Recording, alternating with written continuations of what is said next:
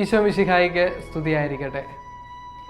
നമ്മൾ ആത്മാർത്ഥമായിട്ട് ഈശോയെ സ്നേഹിക്കുന്ന വ്യക്തികളാണെങ്കിൽ, അല്ലെങ്കിൽ ഈശോയുടെ സ്നേഹം എപ്പോഴെങ്കിലും നമ്മുടെ ജീവിതത്തെ തൊട്ടിട്ടുണ്ടെങ്കിൽ, നമ്മൾ ഉറപ്പായിട്ടും ആ അനുഭവം മറ്റുള്ളവരോട് പങ്കുവയ്ക്കും. നമുക്ക് മറ്റുള്ളവർക്ക് ചെയ്തു കൊടുക്കാൻ കഴിയുന്ന ഏറ്റവും വലിയ ഉപകാരമാണ് ഈശോയെക്കുറിച്ച് പറഞ്ഞു കൊടുക്കുക എന്നുള്ളത്. കാരണം ഈ ലോകത്തിലുള്ള എല്ലാ വ്യക്തികൾക്കും ഈശോയുടെ സ്നേഹം ആവശ്യമാണ്. ഈശോയുടെ സ്നേഹം സുഖപ്പെടുത്തുന്ന സ്നേഹമാണ്.